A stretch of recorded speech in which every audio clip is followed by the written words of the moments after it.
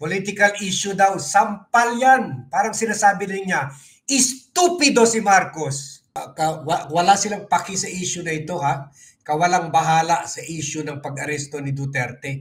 Hindi naman nila kinukundena, bagkus at walang loyalty, ha? Ang loyalty nandun pa rin kay Duterte. Pagdating nyo sa Senado, ganun pa rin, walang panindigan. Magsaside kayo kung sinong... Dito talaga natin sa issue, sa crisis brought about by the arrest of former President Duterte, dito talaga natin makikita kung may panindigan ba o wala yung mga opisyalis natin. At lalo na yung mga tumatakbo sa eleksyon ngayon, dito natin makikita kung may prinsipyo pa mga ito, kung mga Chinese lover ba mga ito, kung killer lovers ba mga ito, kung sumusuporta ba ito sa mga mamamatay tao at magnanakaw. At makikita na rin natin kung ano ang posibleng magiging posisyon nila pagdating ng impeachment ni Vice President Sara Duterte. Dito natin makikita na in the case of the Tulfo brothers, very disappointing ang behaviors ng mga ito. Sayang, kasi overwhelming pa naman. First time tumakbo, nanalo ka agad. Kaibigan ko pa naman ito dati. Naging kapartner ko pa nga sa PR firm nung nagsimula pa lang ako. Although eventually nag-ibang partner ako, si Rafi Tulfo. Pero tahimik pa sa patay si Rafi, si kaibigan Rafi. Where you na, Rafi? We want to hear your views. At ganun rin si Ben Tulfo. Wala. Kahit nagta-top 5 na, nagta-top 3 sa senatorial surveys, tahimik pa rin sa patay. And then si Erwin Tulfo naman nagsalita sa hearing ng Alyansang Bagoong Pilipinas. Maling-mali si President Marcos na isinama ito sa Alyansang Bagoong Pilipinas kasi ito ng pinaka-biggest political dynasty ngayon. Member ng isa sa pinaka-powerful na political dynasty sa bansa. Yun, na parang pinagalitan pang taong bayan na dapat sana daw hindi daw tayo makialam sa issue. Suddenly, lahat daw tayo nagiging lawyer. Kayo nga Kayo nga, kumita, yumaman, nagkaroon ng followers, nagkaroon ng suporta, na-elect sa Senado, na-elect sa Kongreso, dahil lang sa pakikialam nyo sa mga buhay ng mga buhay, sa mga buhay ng mag-asawa, sa mga buhay ng may kirida, sa mga buhay ng mga ng lalaki, ng babae, sa mga utang, sa mga kung ano-ano pa. Para kumita lang kayo sa YouTube at Facebook. Pero meron ba sinabi, oy, huwag kayo maging makunwari, maging counselor, family counselor or psychiatrist or family counseling expert. Pero ngayon, sabi ni Erwin Tulfo, dapat tumahimik na lang doon tayo sa issue ni Duterte. Sabi niya, suddenly, lahat tayo ay nagiging abogado. Ikaw, social worker ka ba? Oo, naging social work secretary ka, pero hindi yan ang major mo. Hindi yan ang major mo. Journalism ang major mo. Bakit? Sana journalism lang, nabablog ka lang about journalism issues. Nabablog ka about crime, pulis ka ba? Nagbablog ka about legal battles na mga pupunta sa opisina mo. Bakit? Lawyer ka ba? Nagbablog ka about DPWH. Bakit? Engineer ka ba? Hindi naman Ngayon, gusto mo patahimikin kami? Hindi naman kami magsalita? Nasasaktan ka lang kasi ang loyalty mo kahit nandyan ka na sa Alyansang Bagoong Pilipinas, ang loyalty mo ay kay Duterte pa rin. At masakit dito, lahat sila, 3 votes na yan for Sara. 3 votes na yan para ma-acquit kay Sara. Erwin, Rafi, and Ben Tulfo. At paano? Ngayon, wala kayong panindigan. Pagdating nyo sa Senado, ganun pa rin, walang panindigan. Magsaside kayo kung sinong malakas magbigay or saan mas nandun yung public opinion. Ganun ba yan? Ganun ba yan? Kaya ba wala na tayo narinig ukol dyan sa investigasyon sa PCSO? Kung si Jay Ruiz lang nakakuha ng 206 million dyan na kontrata, makatulpo pa kaya? Nakakuha na nga sila ng 160 million nung time ni Duterte sa Department of Tourism. Nabisto lang yun, 180 million pa lang, nabisto na. Pero hindi nyo pa nga binabalik yun eh. Pinabalik kayo nun ng ombudsman, hindi nyo pa binabalik. And yet ngayon, andyan na kayo, umaakyat na kayo sa Senado. Billion-billion ang pork barrel dyan. Billion. Hindi nga kayo kuwan eh, hindi nga legislation ang background nyo, hindi nga kayo dumaan sa local government. Tapos ngayon, pinapatahimik nyo kami na suddenly, sabi ni Erwin Tulfo, suddenly, lahat, lawyer na. Tumigil na rin kayo sa kabablog nyo about yung mga problema ng pamilya kasi hindi kayo marriage counselor. Hindi kayo marriage counselor or family counselor or psychologist, psychiatrist. Ay, ito mga Tulfo. Tahimik, maingay na maingay, araw-araw may vlog about mga pamilya, pero ngayon, sa issue ni Duterte, pinapahitahimik pa tayo. So i-play natin itong interview ni Erwin Tulfo. So, siya pa lang nagsalita, siya pa lang, ha? Sa mga Tulfo brother, siya pa lang. Si Mon Tulfo nagsasalita, nagre-react sa issue dito, yung eldest brother nila na kumpare ko, nagsasalita sa Facebook page niya. Pero yung mga kapatid niya, nasa gobyerno na, tahimik pa sa patay. Except kay Erwin Tulfo, pero sablay naman ang sagot.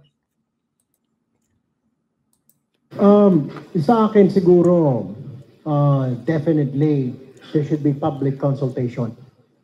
To start with, yung ating mga mambabatas, mga district lawmakers, senators, before we have to talk about it, tackle it, para we can hear the clamor of the public. Sino ba may gusto, sino hindi, so that we would know. Mahirap na ba? Actually, we are representatives of the people, so we want to hear their voices. Pangalawa, tingnan nyo, napaka-playing safe talaga sa sagot niya. Ha? Tinanong lang siya, pabor ba siya sa kwan? Sabi niya, bago ko sagutin yan, dapat meron tayo public consultation. Ano to? Popularity contest? Ano to? Plebiscite? Bakit? Wala ka bang panindigan? Bakit kailangan mo pa ibaba sa tao? Kasi representante ka ng tao? Hindi ka na makapagsalita? Bakit yung mga sa Quadcom? Nag-conduct na ng hearing? Bakit yung sa mga Committee on Good Government and Public Accountability? Pumunta pa ba sila sa publiko para tanungin? Kailangan pa ba natin imbestigahan si Sara?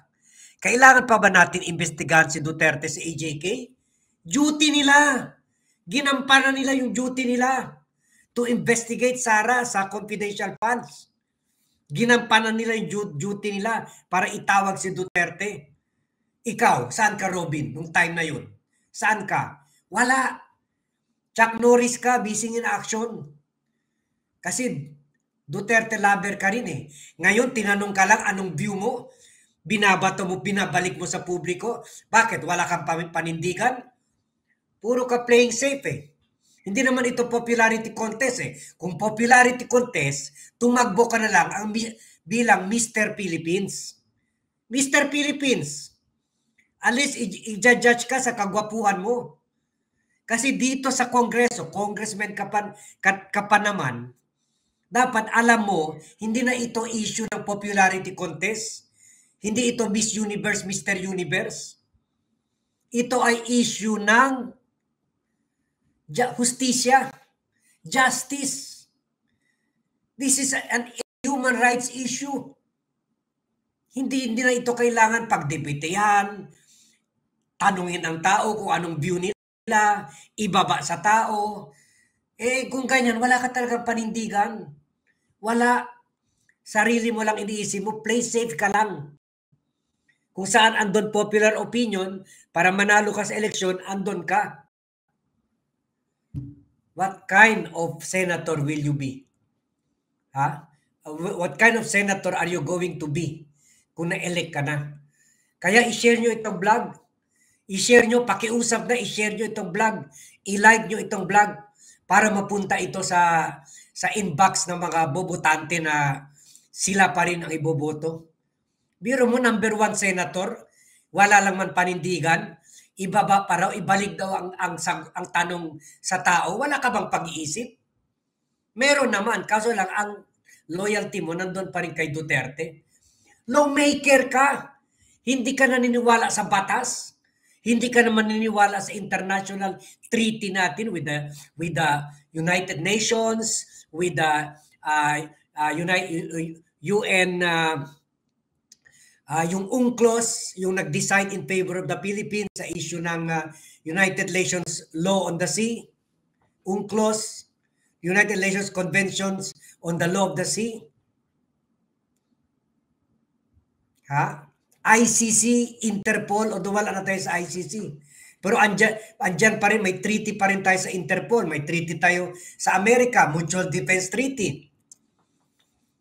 At yung ICC, na-rectify pa ito, na-approve pa ito ng Senado at ng Kongreso.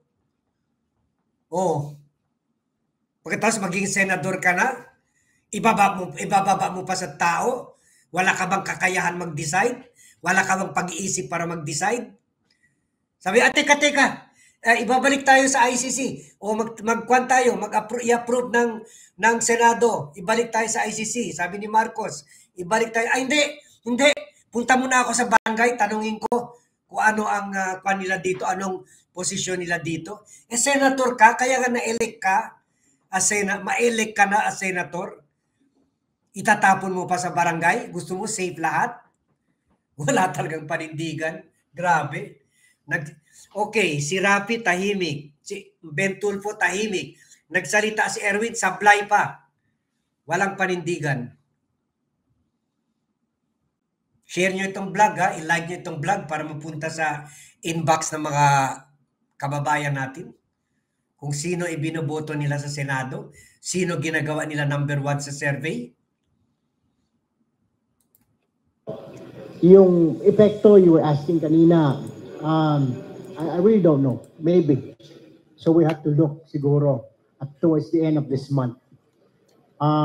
Lastly, marami. Ano daw epekto sa mga botante? Hintayin pa daw niya end of the month. Bakit? Hindi ka ba makagawa ng analysis? Siguro dapat para makagawa ka ng analysis, parati ka manood sa Bat Channel. Para sa nasobrahan ka na sa TikTok at mukbang na kwan mo, na vlog. O manood ka sa Bat Channel kasi dito ang analysis natin parati on the target, parati may tama. You educate yourself by watching the Bat Channel. After sa social media, nakita mo yung pros and cons, yung mga pro Duterte, yung kontra Duterte, nag-aaway-away sa social media. Masasabi ko lamang ho, and then, the former president is still a Filipino, di po ba? So, dapat ho, bigyan pa rin siya ng tulong ng gobyerno natin ng accord them all the legal means, lahat ng kailangan, kung dadalhin yung pamilya sa abroad. Accord them all the legal means. Accord them all the legal means. Bigyan sila ng lawyer. Bigyan sila ng mga legal assistance. Bigyan sila ng legal team. Erwin, hindi mo ba alam yung idol mo? Bakit? Hindi mo ba alam yung idol mo? Yung idol mo na magaling, tinanggal tayo sa ICC. Tinanggal na tayo sa ICC 2019 pa. Hindi mo ba alam yan? Basic fact yan, di mo alam? So ano pang role natin sa ICC? Hindi na nga tayo nagko-cooperate sa ICC. Yan nga paulit-ulit sinasabi ng mga amo mo si Duterte at si Sara at si Panelo at si Roque. Wala na tayo sa poder ng ICC. Inalis na nga tayo. Ngayon gusto mo pa bigyan natin ng legal assistance? Ano yan? Hindi mo alam or medyo may pagkamahina talaga ang comprehension mo sa sitwasyon ng bayan? Wala na tayo sa ICC. Ang tinulungan natin, Interpol, hindi ICC. Grabe. This is monumental blunder, ha? Monumental wow mali, ha? Dinadala ng gobyerno natin ng DFA. So why shouldn't we still accord the same treatment to this person? Pangalawa po, Hindi nga the same treatment, hindi nga kapareho si Duterte sa mga OFW. Kasi hindi nga pumatay ng 30,000 mga OFW. Hindi nga nagnakaw ng pera na iniwan ng 13 trillion na utang ang bayan. Hindi nga nagpapasok ng mga drugs. Hindi nga nakipag-alyansa kay Michael Yang at ibang mga Chino. At hindi nga kumita sa mga pogo. So hindi ganyan ang mga OFW. Well, kung sinabi mo yung mga OFW dyan, na sumusuporta sa kanya, may pagkabobo mga yan, baka naman mga killer rin mga yan. the point is, sabi na rin ng ICC, former President Rodrigo Duterte remains innocent until proven guilty. Unfortunately, may nababasa po ako sa social media na tama lang yan, etc. Doon ho nag-aaway yung dalawang grupo. Pero kung ako ang tatanungin mo, let justice take its due course. Kailangan natin yung korte, wag ho tayo. Noong panahon ng COVID, lahat naging doktor. Doon bumagsak po yung tulay sa Nabanggan, lahat naging engineer. Ngayon naman ho, lahat attorney. Kahit naman, hindi pa nga nakapagtapos sa pag-aaral. So, nung panahon daw ng COVID, lahat naging doktor. Kasi galit siya mag-discuss ng issue sa mga pagnanakaw ni Duterte during COVID. Yung bumagsak yung tulay na ginawa ni Duterte na Isabela Bridge, lahat daw naging engineer. Galit rin siya dahil nagre-react sa mga pagnanakaw ni Duterte sa bridge na yun, kaya bumagsak yun. Ngayon na-aresto si Duterte, lahat daw nagiging attorney. Eh bakit ikaw tumatakbo ka sa Senado, hindi ka nga political science graduate, hindi ka rin attorney. Eh bakit ka tumatakbo sa Senado? Kung mascom ka, manatili ka na ng broadcaster kung sa tingin mo ang tao one-sided lang. Kung ang tingin mo ang tao na dahil hindi lawyer, wala nang karapatan mag-discuss about batas. Dahil hindi doktor, wala nang karapatan mag-discuss ukol COVID. Dahil hindi engineer, wala nang karapatan mag-discuss ukol sa Isabela Bridge. Ikaw nga hindi engineer eh. Pero diniscuss mo na itong Isabela Bridge last year pa. Pero anong ginawa mo? Kinausap mo lang yung regional director, tumahimik ka na.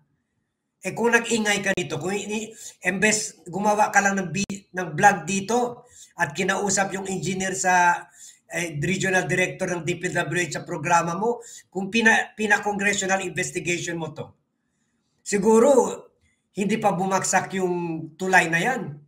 Nakasave pa tayo ng bilyon-bilyon dyan. Pero tingnan mo, hindi ka nga engineer, nag-investiga ka dito pati si Aljo Bendio, diniscuss nyo ito sa media, sa program, radio program nyo, at brinag natin yun dito. Engineer ka ba? Engineer ka? Hindi. Mascom ka eh. Journalism major, broadcasting major ka eh. And yet, ngayon, kami bawal. Ikaw pwede. Hindi ka marriage counselor, hindi ka psychiatrist. And yet, nagbibigay ka ng advice sa mga mag-asawa. Hindi ka accountant, hindi ka BIR expert. And yet, pumapasok ka sa mga issue ng mga estafa-estafa. Hindi ka pulis. Pero nagli-lead ka ng mga raid o sumasama ka sa mga raid. Hindi ka pulis. And then hindi ka politiko, hindi ka mayor, hindi ka political science graduate, ngayon tumatagbo ka sa pagka-senator. Ikaw pwede, kami hindi. Anong klaseng pag-iisip yan? Ikaw lang matalino. Sige, ikaw na. Doon ho nag-aaway yung dalawang grupo. Pero kung ako ang tatanungin mo, let justice take its due course. Natin yung korte, wag ho tayo. Mga panahon ng COVID, lahat naging doktor. Nung bumagsak po yung tulay sa Nabangan, lahat naging engineer. Ngayon naman ho, lahat attorney. Kahit naman hindi pa nga nakapagtapos sa kapag-aral, lahat ay attorney na may opinion. Hayaan ho natin at mag-observe na lang po tayo na lahat naman ho tayo ay mga miron. Wag ho natin yung opinion natin, itinayo natin sa social media, this and that. Kasi ang problema ho, lalong nagugulo. Wag na ho natin. Miron daw tayo. Bakit? Yung Quadcom, miron lang rin dapat. Hindi nag-imbestiga dapat. Yung Committee on Good Government dapat hindi rin inimbestigahan si Sara. Kasi miron lang sila. Wala ka talagang you have no principles. You have no conviction. You have no ideals. Natin dagdagan.